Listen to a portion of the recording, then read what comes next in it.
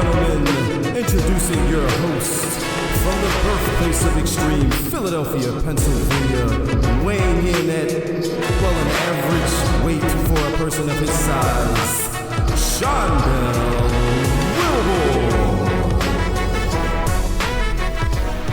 Hey, ladies and gentlemen, welcome back to another episode of the Bury the Booking Podcast, Wrestling Podcast. My name is Dell, that is Devin. How are we on this fine Sunday afternoon? Trying to hang in there after the bad news. So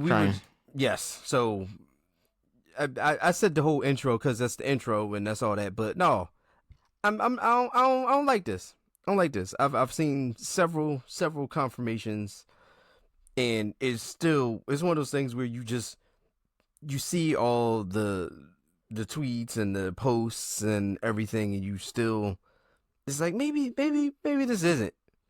Maybe this is still all just a whole heap and helping of BS, and it's not actually true.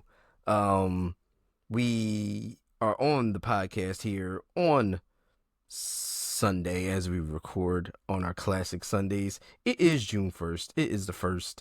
And we keep seeing a whole bunch of news that we kind of sort of do really unfortunately think is the thing, but we're in disbelief and we're in denial about R-Truth being released from WWE. Ron the Truth Killings either released or having his contract not renewed at its expiration. Either or is still the same damn thing to me, and it's not cool. I don't have nothing to say about it. I don't know what to say about it. One of the staples in WWE, 17 years in WWE, and you just gonna let him go for what? For what? There's no reason. Everybody loved him. Everybody enjoyed that he came out. He just put out new merch, and y'all just I don't know what's going on with this whole TKO WWE umbrella machine, whatever it is, but I don't like it. No, I don't like it at all. You said it earlier. What did you say? John Cena's not ruining wrestling. WWE's ruining wrestling. Yeah. Like, That's what's happening right now. That is exactly what's going on right now. That's what it is, unfortunately. And it, like I said, it just, R-Truth is one of my favorites to see week in and week out. Like, entertaining, like, as always, no matter what it is. In the ring, it's super entertaining. Like, I always loved his NWA TNA run as NWA World Champion. As Ron Killings, and just from that moment on, like, even if it was serious, if it was the R-Truth that we know and love weekly on WWE TV, no matter what it is, like, he just completely kills it, knocks it out the park, no matter what it is. And we were just talking, he was literally just on SmackDown. he was. So, yeah. I'm hoping, all right, if he's not wrestling no more, fine. But you got to give him a job. You got to give him a job. You got to give him a commentary job. You give Big E a job. True. He don't do nothing. You got people who y'all could have cut, y'all should have cut a long time ago. There's a lot of people taking spots where it's like, Cruz del Toro need to go.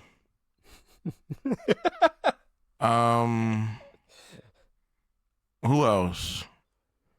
Ethan Page. I mean, Ethan, all right. He can go. Ethan's all right. What is it? Hank Walker? I don't even know who that is. He can go. It's just his name and names.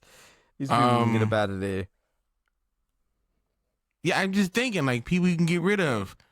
I mean, there's a lot of people that, don't 100% need to be occupying space or sucking up a whole lot of TV time that they do. And Johnny Guerrero's wife is one of them.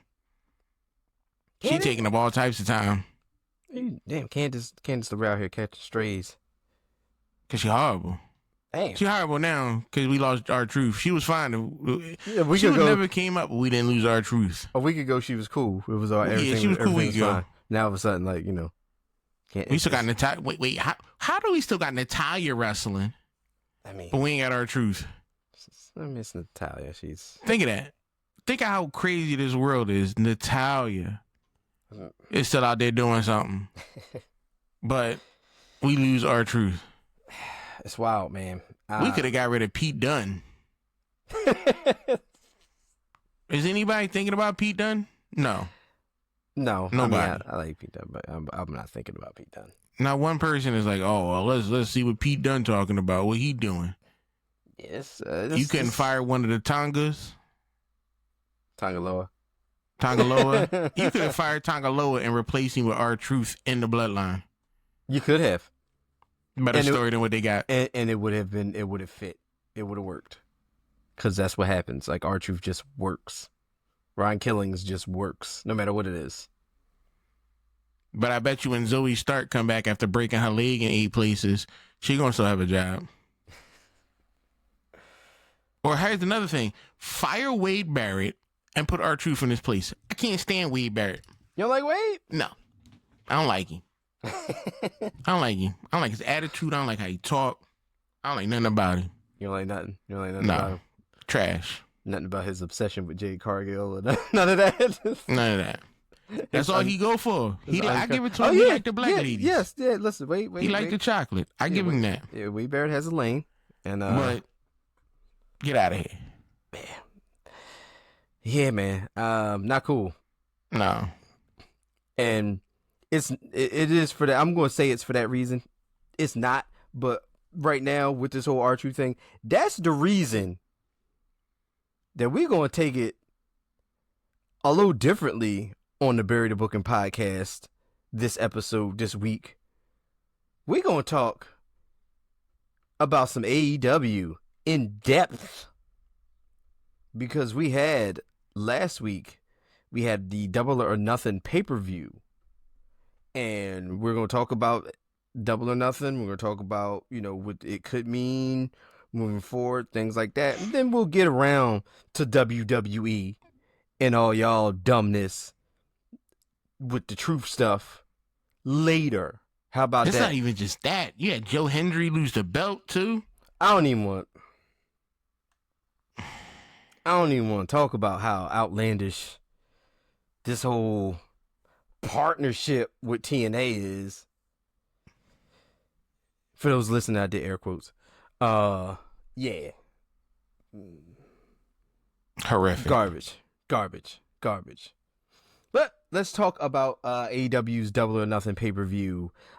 Before we break it down match by match, what were your overall thoughts of Double or Nothing? Double or Nothing was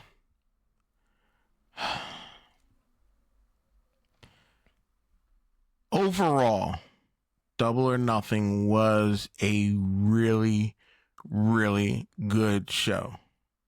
There's plenty to say about the overall TV production, but when it comes to pay-per-view, AEW excels with no X. They did it right. My opinion, A+ show. Was there there was a couple of things that dragged, but everything picked up. It was there to entertain, and that it did. I agree. Yep, I 100% agree.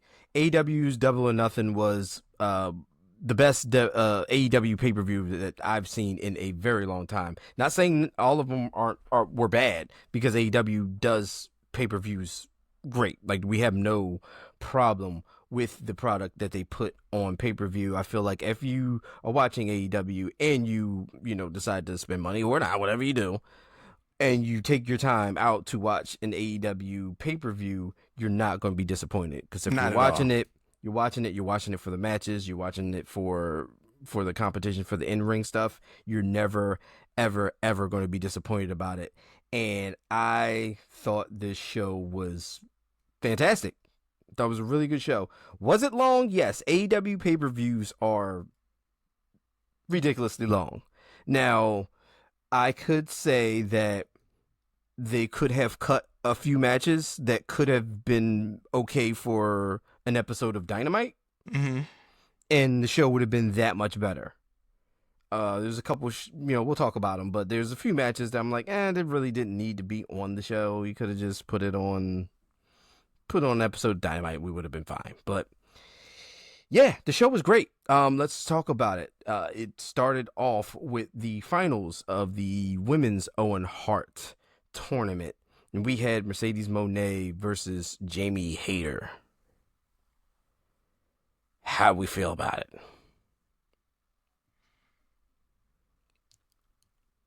An outstanding match. It really was. I still don't get the hype of Mercedes Moné. But between her and Jamie Hayter, this was really good. Very entertaining. I can see a little bit why people back Mercedes Moné in the ring. I'm gonna need to see more of this to get on the bandwagon.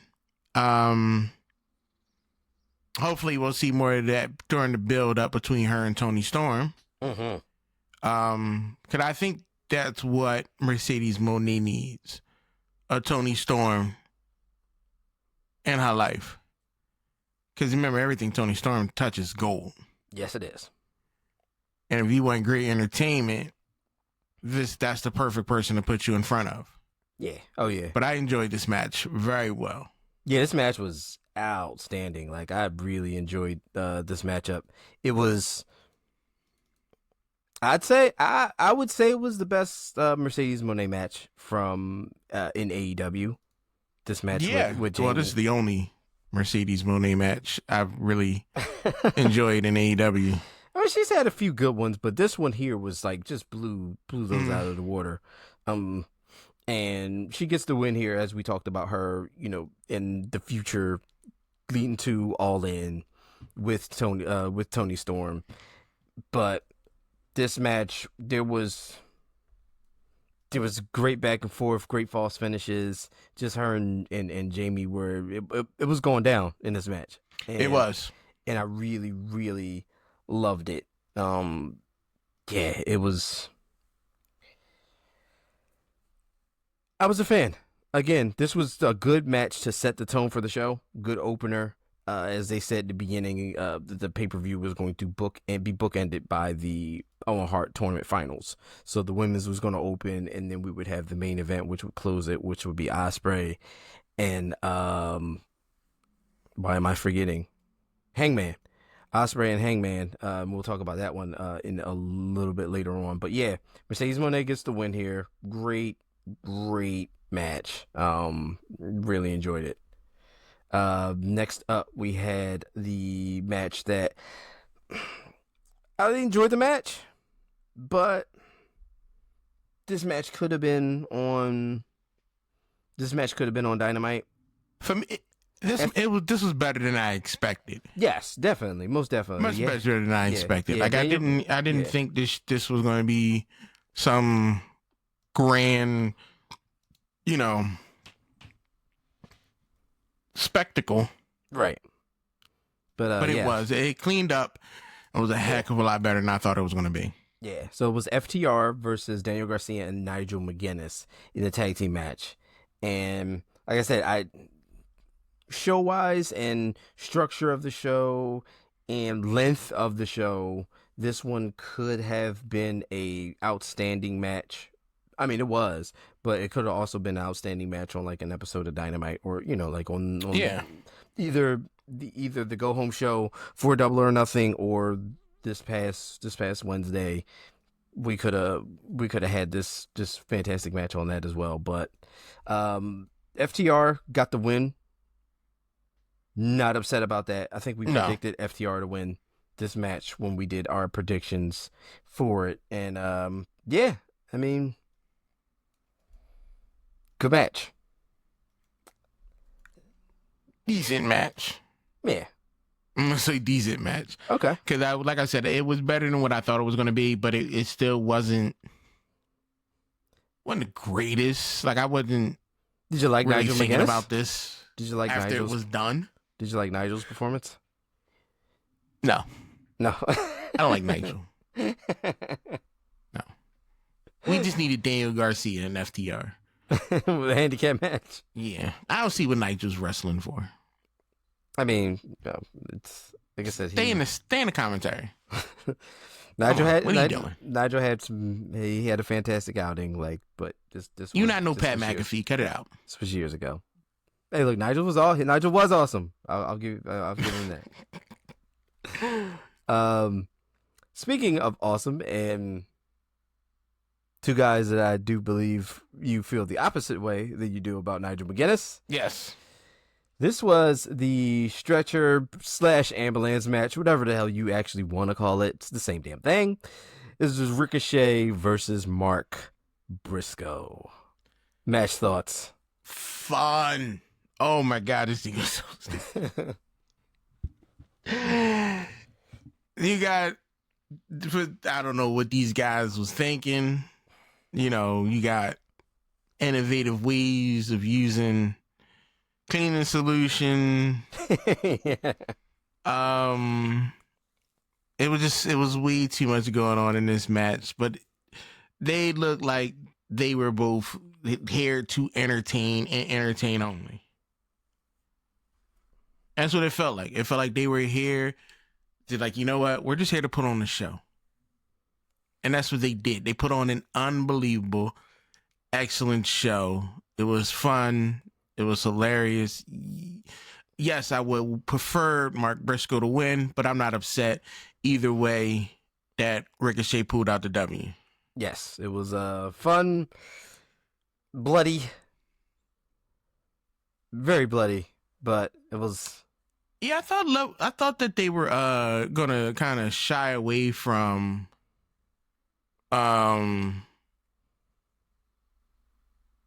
what's that called? The gore. Not in this match. This match was this match had it for you. But yeah, no, Mark Briscoe and Ricochet brought it. Like this match was definitely felt pay-per-view worthy. Like this was, you know, we went from a match where I was like, I like the match, like the tag team match I'm talking about. I was like, I like it, but you know, it could have, you know, it didn't have to be here. This match had to be on that show. Like this stretcher match, it was just I really, really enjoyed both of them. You had the scissors and, like you said, the cleaning products, and it was just you know, we had a lot of chairs, you know, a la Sabu, and it was a really good match. We got Ricochet getting the win here, defeating Mark Briscoe, putting Briscoe in the back of the ambulance and closing the door to win. I do feel as though the ending was abrupt. It felt a little quick for me. Okay. But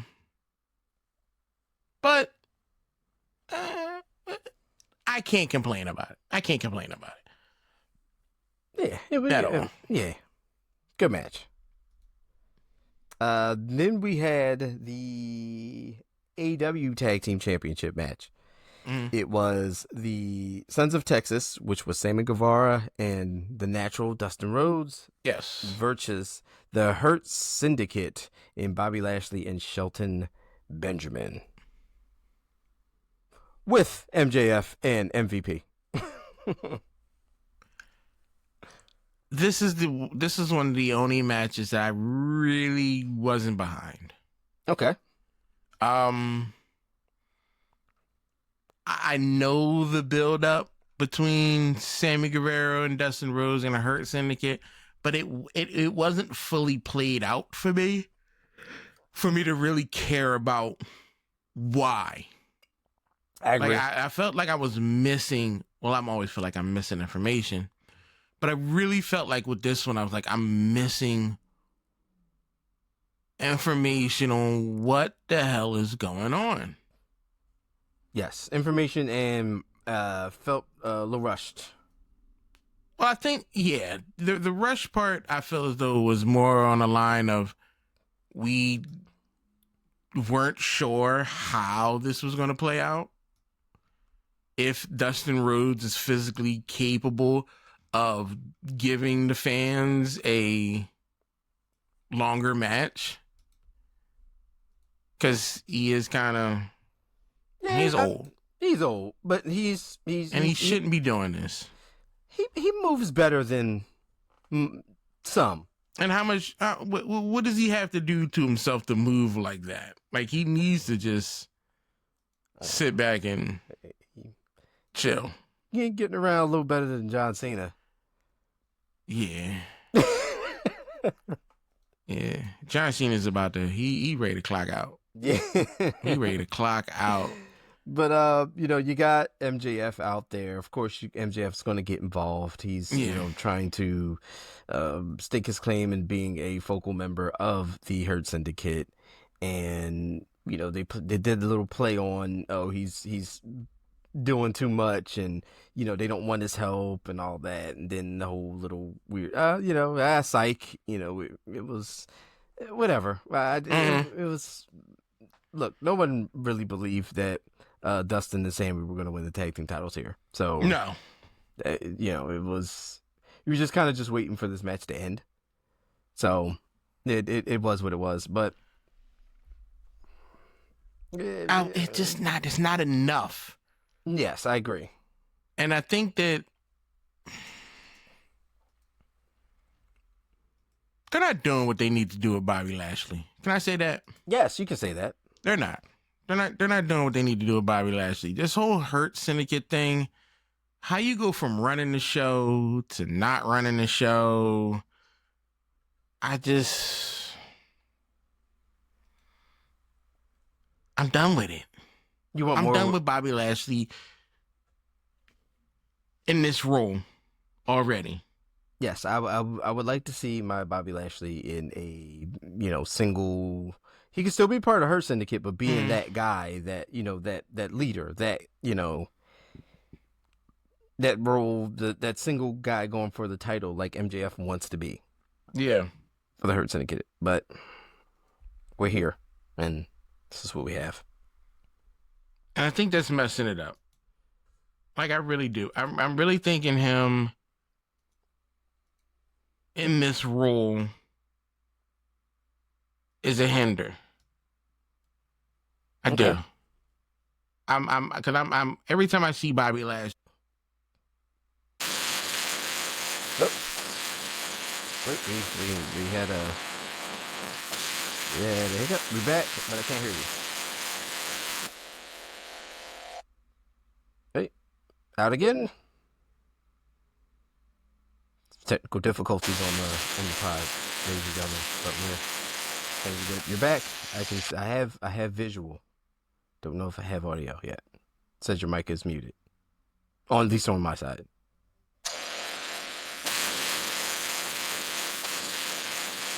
Still can't hear you.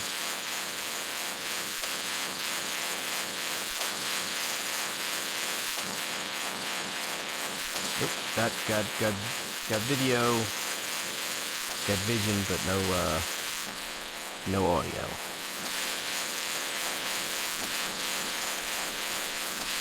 Got some technical difficulties, ladies and gentlemen, but we're working through it. You know the brand, you know what we do here.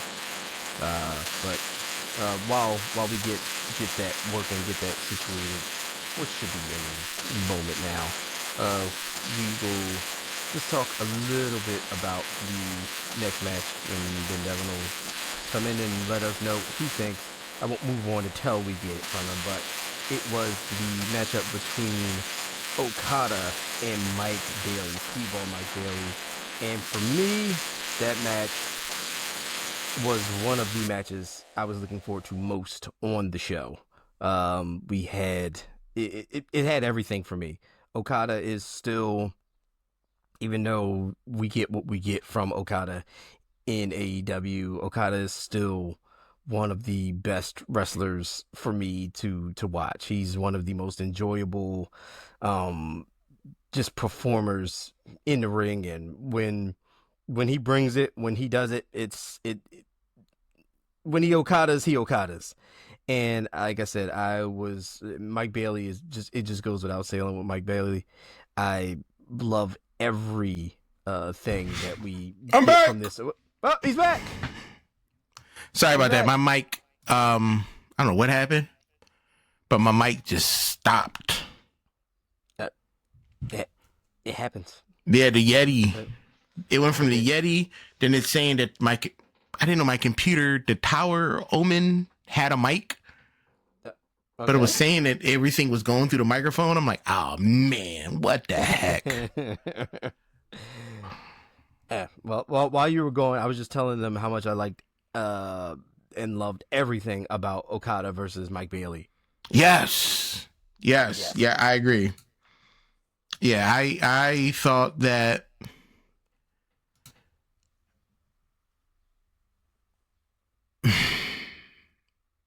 it took a little bit for the match for me to get going. Okay.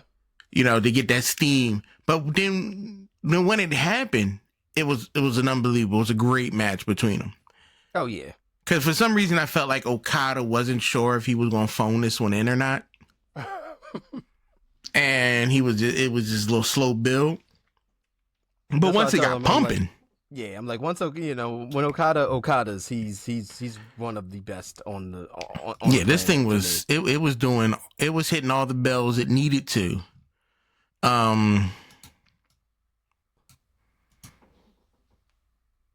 For this, well, I like Okada. Yes, I'm kind of just getting introduced to Speedball.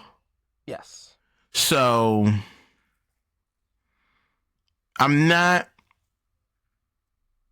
going to be like, oh, I'm comfortable with giving my critique on Speedball right now. First off, I don't like the name Speedball. Let's put that out there. It's just it's not for me. Okay. But Mike Bailey, I respect you as Mike Bailey. Let's call you Mike Bailey. Let's be professional here and get rid of that Speedball thing. So like I was saying, I don't think I'm not going to say anything bad about Speedball, Mike Bailey, yet. Because what I've been seeing of him is good. But I feel as though he could be better. Mm-hmm. I feel as though he could be better. He's not new to AEW, is he? Yes, he's fairly new to AEW. Oh, he's fairly new to AEW. Okay, that's probably why then. I'm gonna give him some time, let him fill himself out. I don't want him talking much, because I think that's gonna ruin it for me. I just need you to wrestle, do some high flying stuff, and just be Mike Bailey. Yes. And he showcased a lot of it with Okada. Yeah, they both brought it. They both brought what wrestling fans, I believe, know and love and expected out of both of them in this match. Mike Bailey did what he always does, entertains. You're going to get some hard kicks. Mm-hmm. You're going to get some hard hits. You're going to get some, you're going to get some moments. You're definitely going to feel a certain excitement, and yeah, he's going to lay some shots in, and you're going to get a reaction. You're going to have a reaction to them, which, like I said, it was, both of them can do no wrong in this match. I was, like I said, telling them before, it was one of the most anticipated matches on the card for me, just based off of both of these men and what I enjoy about, both of them. Just putting them together was awesome. Okada successfully retains the international championship, which I think was perfect.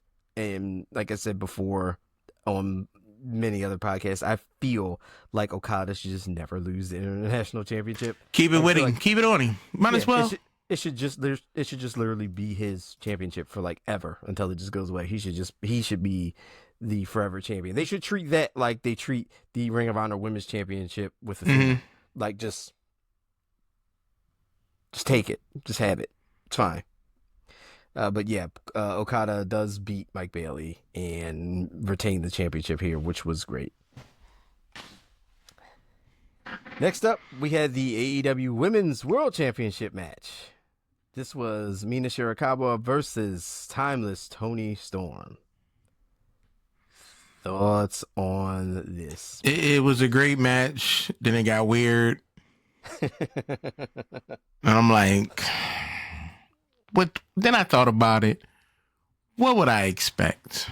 Yeah. Were you surprised? Like, not at all. Not at all. That's all I can say. Like, what are you to say about this? No, yeah, the match was great. Again, this was this thing that AEW built with Double or Nothing, and just the tone that they set with this. Like, everybody just brought it. Mm-hmm. They just put everything they had into these matches. This was no different. Toni Storm is she is living her best life as Timeless Toni Storm, and I couldn't be more excited. This match had everything you would expect from a Toni Storm match.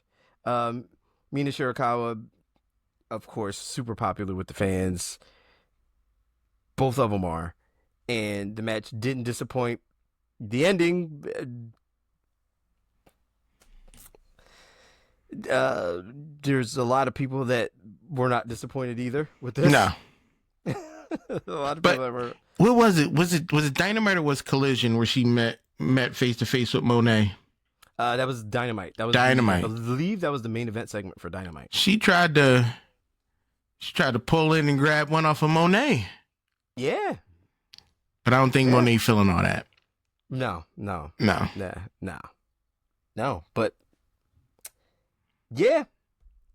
Toni Storm retains the championship there, and that one set, at least for right now, set in stone the match that would come up for All In between Toni Storm and Mercedes Moné for the AEW Women's Championship. As we talked about earlier, Mercedes won the finals of the Owen Hart tournament, beating Jamie Hayter, so she wins the #1 contendency for that. So she was looking to collect the ultimate championship for her, which would be the AEW Women's Championship held by Toni Storm. Next up was Anarchy in the Arena. A lot of things happen in this. Yeah, this had a lot going on here. This was the Death Riders and the Young Bucks versus the Ops, Swerve, and Willow. Mm-hmm. Thoughts on this one? A lot of good things going on. More of this.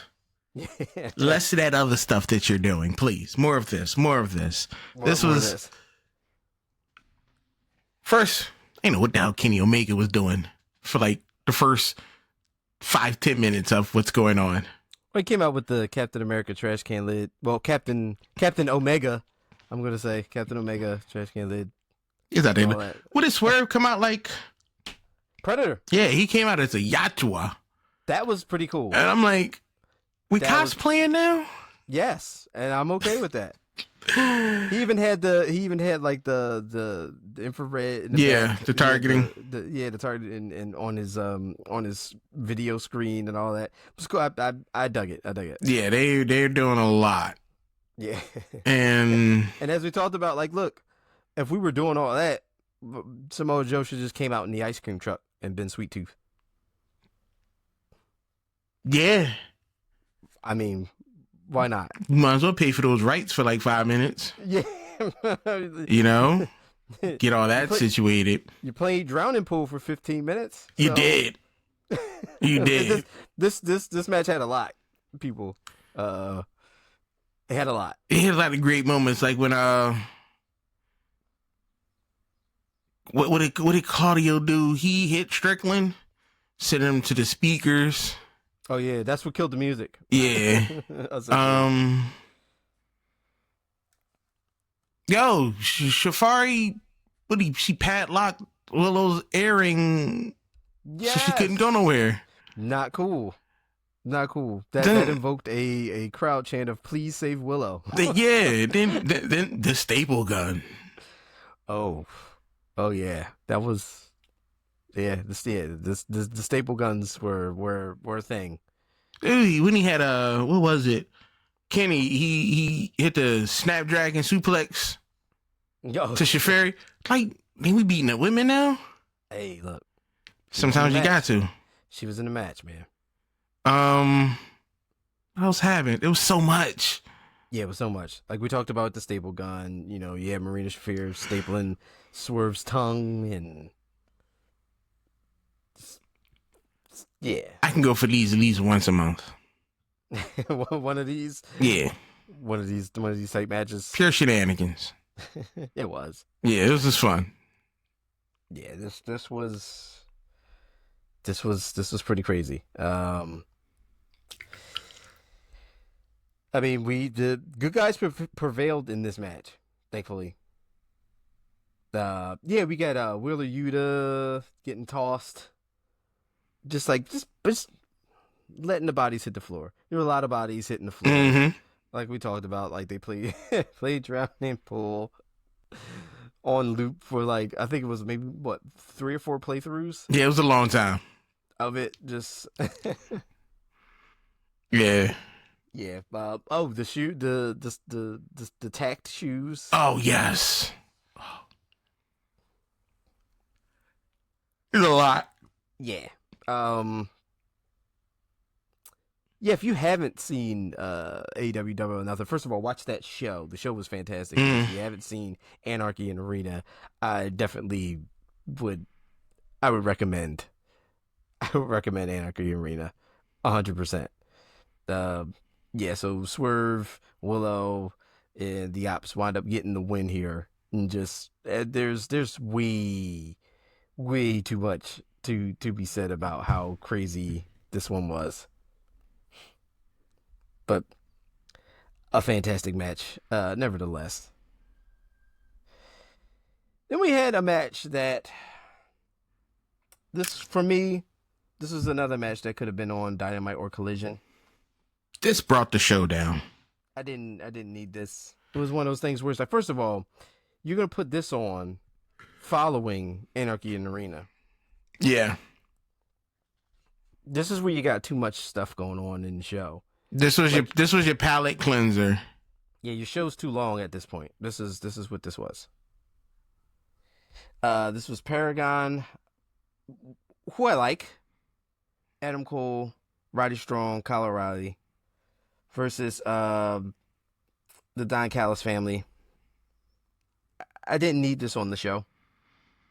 It felt like they were they're getting at towards a bigger feud. Which is fine. But this, for me, would have been perfect at the top of the show. Yes. Yeah. Or if we're trying to, save us some time here. Could have been at the, what's the beginning? 17-hour show. Yeah. It could have been 0 hour. Could have been the one match at 0 hour or something. Well, they had 2 this one. Yeah. I didn't stick around. No, I mean, who rarely does. But, I mean, whatever. The Don Callis family got the win here. Like you said, it's definitely part of a bigger storyline. You got Kyle O'Reilly and Adam Cole with the TNT Championship. That stuff going on. We've seen it spill over into Dynamite. So there's definitely some things going on with this faction. You also got Don Callis and I guess Kyle O'Reilly not feeling them sticking their nose in the match and stuff. So I don't know. I don't like that part of it right now because I feel like you're doing a little too much with Kyle O'Reilly. Kyle Fletcher. I'm sorry, Kyle Fletcher with the Don Callis family. Yes, I feel like he still fits with them. Don't start having tension inside the Don Callis family yet. Let's just keep building the stable and let's move on with that before we do any of that nonsense. But whatever. The match was okay, but like I said, I didn't need it. Not here. yeah, I didn't need it. I didn't need to hear. Eh. Which brings us to our main event. Main event. The men's finals for the Owen Hart tournament. The winner gets a World Heavyweight Championship match at All In against Jon Moxley, Hangman Adam Page, Will Ospreay. What we thinking? The match was great. The turnout made sense for what they're trying to push for. Mm-hmm. In the main show. Right, yeah. Dynamite had some things. Yeah. So besides the match being great, I'm starting to understand where this story is going. Yeah. I'm starting to see, which is a shock, first off. That's a shock in hell that watching a previous event, then watching the main event, they go into another show. I'm like, oh, is AEW coming together with a story? Yeah, are there interconnecting things happening in AEW right now on multiple levels? So now, after this great match between Hangman and Will Ospreay, now I was excited. I'm excited to see, is Swerve and Strickland going to work? Swerve Strickland and Hangman going to work together? Is Ospreay going to be the connecting factor between them? Are they going to be the ones who can get? Is Hangman going to be able to beat Moxley to get the belt, or are there going to be some shenanigans where Swerve messes up Hangman? There's so many things that I'm thinking of now. There's parts. There's things. And there I'm like, things. AEW got me hooked. Whoa, excuse me, AEW. Let me go ahead and clutch my imaginary pearl. Yeah. Because things are going on right now. Like, I'm really sitting there thinking, like, yo, we got a show. First of all, the match between Hangman and Will Ospreay, damn. Yes. Like, what else would you want out of a main event? Like, yeah. You look at it on paper, you're like, okay, Hangman, Will Ospreay, that's going to be a banger. But what we got was beyond those expectations. Mm-hmm. And like you said, Hangman gets the win, and that's great. We got the respect factor between Hangman and Will Ospreay. Yep. That's fine. Spill that over into Dynamite, and you got, Hangman trying to focus in on being the guy to win the AEW world title from Jon Moxley, essentially saving AEW. You got Swerve coming out. First of all, we got a callback to when the Bucks returned, screw Swerve at Dynasty, saying they did it for Hangman. You got that back and forth. So now you got Swerve and Hangman rekindling this rivalry, talking about, did you do this? And the back and forth between Hangman, like, I would have did it to your face. I even thought about helping you for a split second, that type thing. And then you get Will Ospreay coming out. Will Ospreay essentially being like, look, AEW has got to get the title back. Like, it's been held hostage for too long. I thought it was going to be me. Swerve, you think it ain't neither one of us. It's Hangman. Hangman has to be the guy. Like, Hangman has to be, like, it's like some Infinity War type shit where, like, Hangman's got to be Iron Man and make the sacrifice type deal. Like, it's got to be him to do the thing. And, you got, obviously, the rivalry that we're hanging on to that hasn't gone anywhere between Hangman and Swerve. And Swerve's like, yo, like, why would you even like, I would never help him. Why would you ask me? Hangman's like, I would never take his help. But you see this thing forming. Like, you see it's going to have to happen in order for, the championship to come back to AEW, essentially, because it's been in a briefcase for so long, held hostage by the Death Riders and Jon Moxley. So, yes, there are multiple levels to things that are happening right now on AEW TV. You got that, how interesting and how much of a big deal that they did make for this, and also how much of a big deal that they made for Tony Storm and Mercedes Moné by giving them the last spot on the show, making that match seem like a big deal. You got Mercedes, who's undefeated. You got Tony Storm, who's on the roll of her life. And there's a lot going on in AEW, a lot of interesting things that are happening right now. So go figure. And it's going to be... I think I'm glad they gave the Tony Storm this much time. So there's a proper build-up. You know what I mean? There's a proper build-up. It's not... I don't feel as though they're going to rush this between them. Right. Like, I don't feel as though they're going to rush them. You got plenty of time to build up, a lot of interactions between y'all, a lot of inappropriate things from Tony Storm to say. The money train and the tunnel, and yes, driving the train in the tunnel, and Mercedes saying even Tony's hips aren't wide enough for that train. And let's keep it going. Yeah. Now here's the thing. I haven't seen Monet on the mic that often, but I don't think she's up to the level of Tony Storm. Not this Tony Storm. This Tony Storm is on fire right now. Yeah. Like, This I don't think fire. she's at that level of Tony Storm. So she might got to do some work. She might need to sit back and be like, yo, let me get some writers or something. Because Tony Storm at the top of the head is crazy. Yes. Yeah, tell you, Tony's something. Unmatched right now. Yeah, she is doing fantastic things on the mic right now. Yeah, like, dare I say, after Double or Nothing, after the show went off, I was looking way more forward to watching Dynamite on Wednesday than I was watching Raw on Monday. Yeah. I waited for Wednesday this week, and I haven't said that in a long time. Yeah, I agree. And guess what? That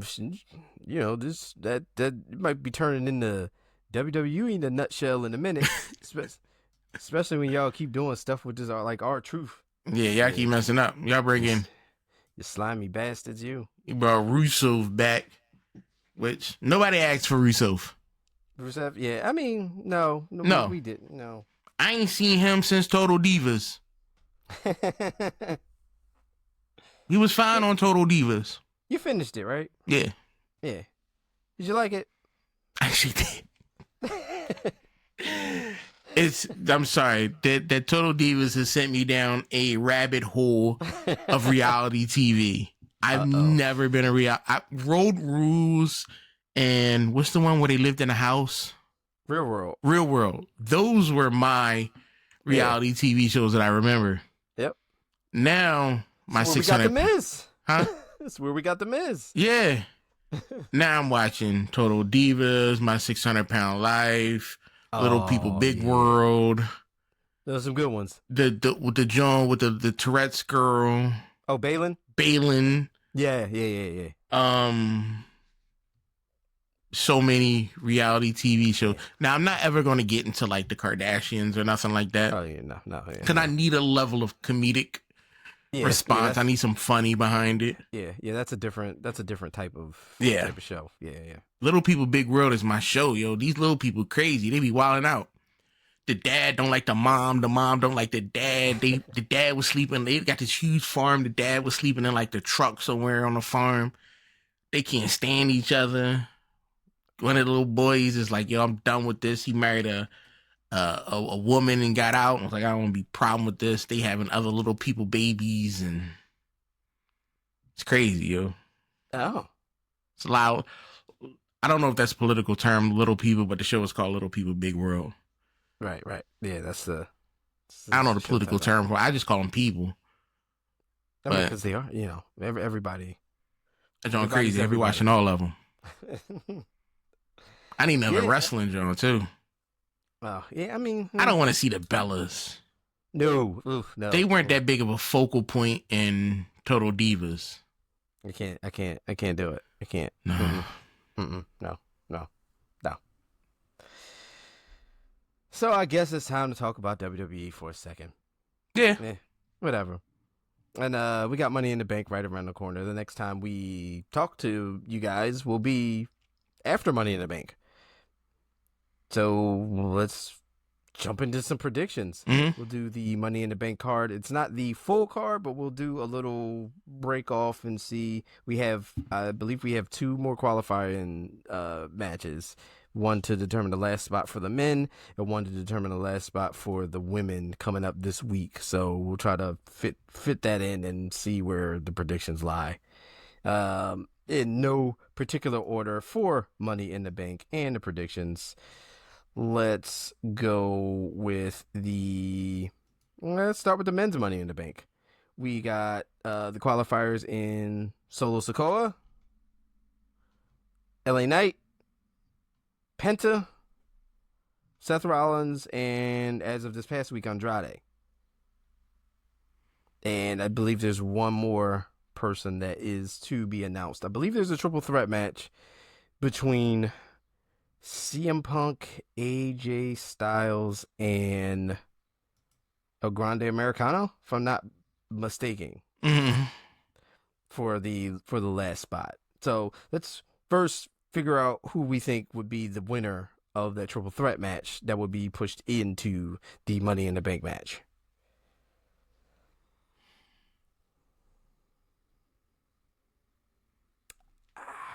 Part of me is saying CM Punk because Rollins is in the match. Yeah, he would be the most likely person to get into CM Punk to stop Seth Rollins from becoming Money in the Bank. Right. But you can also easily do, well, no. I'm going to say CM Punk because I was like, well, what if they throw the swerve and CM Punk doesn't win? But it's because he gets screwed out of winning that match. But in turn, he would show up in the Money in the Bank match to make sure Seth Rollins doesn't win anyway. So he's either in the match or he's a part of the reason that Seth Rollins doesn't win the match. LA Knight's not winning. No. Seth not winning. If it would make sense to further his agenda for Seth Rollins to win, right? Which is kind of why I think he might. Yeah, but it's a little too. I don't know. Solo is out. Nah, yeah, Solo's not winning. I want Penta to win, but then I don't want him to win. Yeah, I don't think he's winning Money in the Bank. No, I don't want Penta to. I want him to win because I like Penta, but for this right now, that's too high of a championship for him to be going for. I agree. I need Penta to win Intercontinental, something like that. That where I need to see him right now. Yeah, I feel like there's a lot, still for Penta to do on that level before we put him into the main event level, like wrestling. First of all, don't get me wrong, like I couldn't wait to see him in the ring with people like Rollins and Punk and just doing that stuff. But I feel like we could let's establish him a little bit more in WWE and get him to a place where that would be like a marquee. I don't know, man. I'm just thinking Rollins. Yeah, that seems like the better option.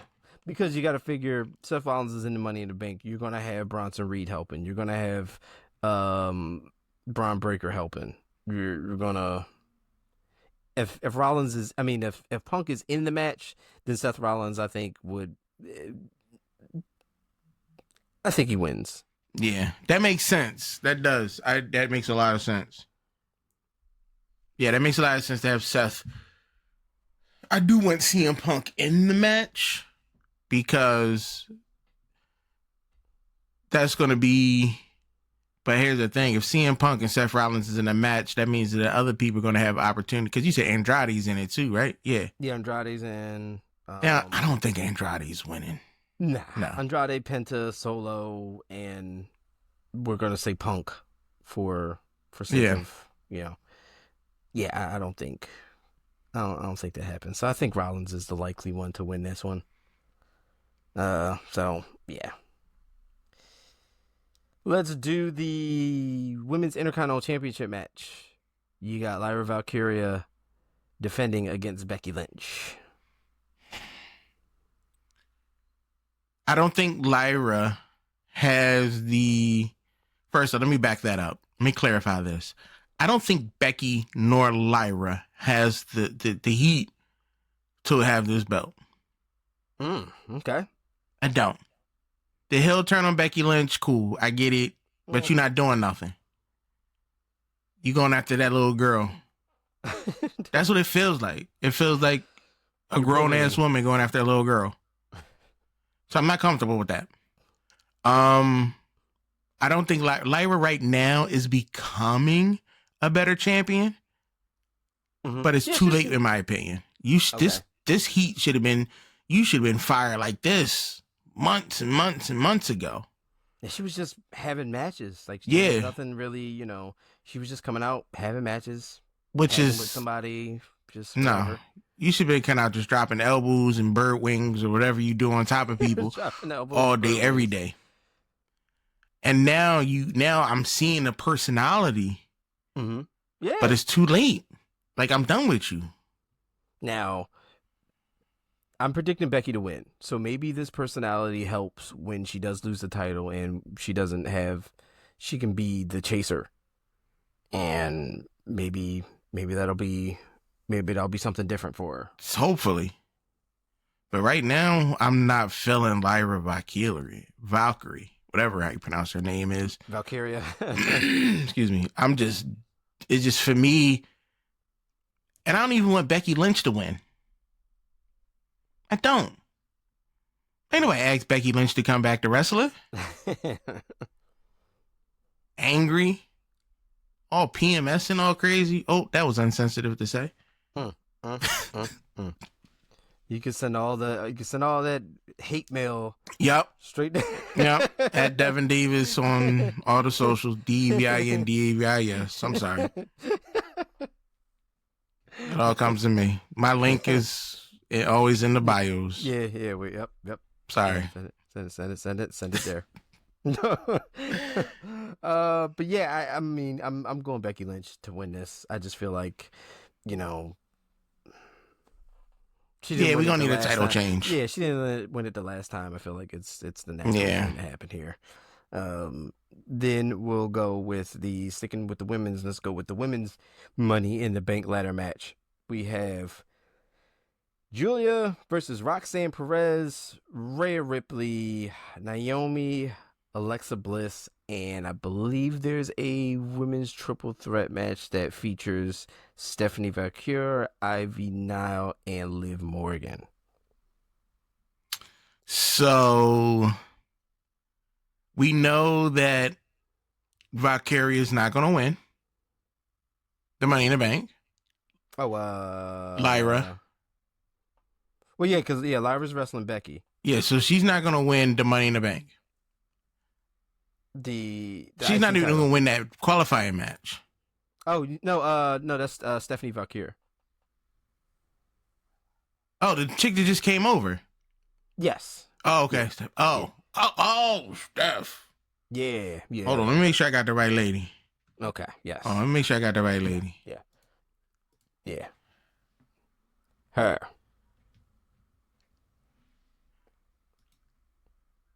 Oh yeah. Mm-hmm. We got the right one. Mm-hmm. Why we turn safe search off, please? Oh, that's why. Oh. Okay. Mm-hmm.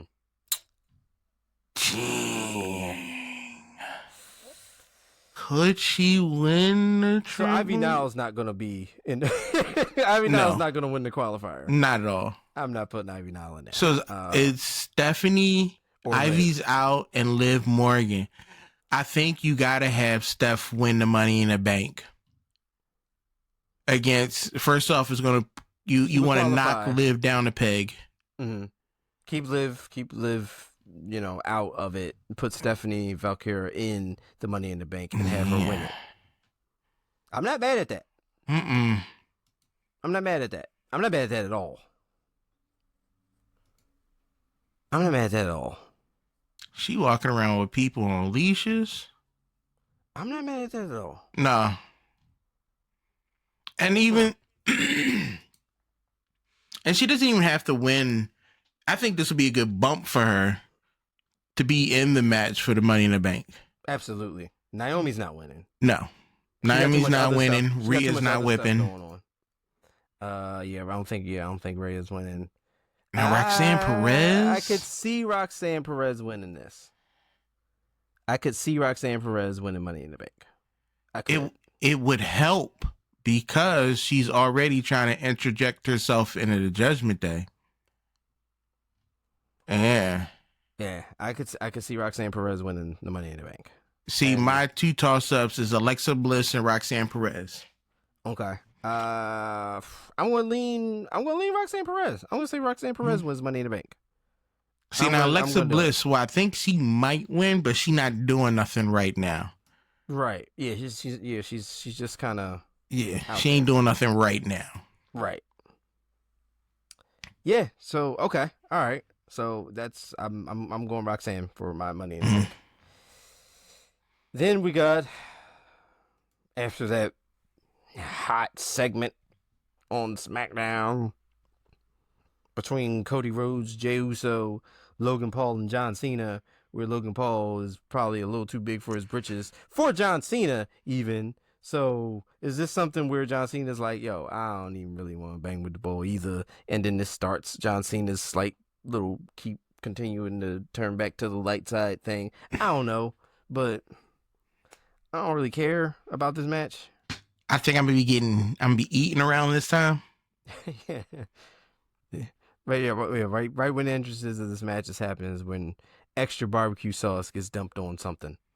Because first off, you got Jey Uso, John Cena, and Cody Rhodes with the longest intros in WWE history. You got Cody Rhodes' 10 minutes intro. You got Jey Uso's 8-minute intro with the rewind. Running it back. You got John Cena's 6-minute intro. I don't know how long Logan Paul's intro is, but I think it's all going to be long. So I got 20 minutes of intro that I got to 20 plus minutes of intro that I got to deal with for a match that I don't care about. I don't care. I don't care. I don't know why they're pushing Logan Paul this hard in these top cards. We know why. They like they think it's the crossover thing. We're still. Where's the no? You get the little black boy. What's his name? IO Speed, not IO Speed. ISO Speed or whatever his name is. Yeah, you get a little black boy. I'd rather have him. You know what? I could care less about either one of them, but yes, I guess I would rather have him. And I don't even know. I don't know none of them. I feel I get it. I know I'm out of the loop. Mm-hmm, I only see these individuals on clippets of like TikToks and social medias and stuff like that. Same. Not a content. It's not content that I do enjoy. I'd rather watch like Rhett and Link, Good Mythical Morning, Hot Ones. Yes. I got my movies, my Jeremy Johns, my Found Flicks. I got other things I watch on YouTube. Right. So I know I don't know him, but I see him. He seems funny. But I guess. Case Swiss C. I don't know their names. Who cares? Maybe one day I'll reach out to one of your people. Your people can come over here. I don't want you on the show. Maybe one of your people can come on the show to explain what you do. What it is that we don't understand. Because I don't get it. Yeah, I don't care. But sure, Cody and Jey Uso win, I guess. Maybe. Yes, they're gonna win. Yeah, Jey Uso pins Logan Paul or something. I don't know. Okay, John Cena's not eating the pin. I don't think. So no. But okay, sure. And that's Money in the Bank. I'm more excited about what I'm eating. Yeah. I haven't decided yet. But yeah, hey, look, the menu is important. It always is. The menu is very important. The menu is very important. So we'll figure that out. Yeah, we'll figure it out, and then, you can tell us all about whatever smorgasbord you got on the next episode of the Bury the Bucket podcast, because that's going to go ahead and do it for us. I want to thank you for joining us, listening, watching. If you were doing so, please like, share, follow, subscribe, check us out on all the socials, and we will be back when we talk some Money in the Bank. And hey, look, AEW seems to be on the upswing, so look out for that. Yeah, because we was talking about dropping them. Yeah, they came right back. Yeah. They came right back. Justice for our truth. We're out of here.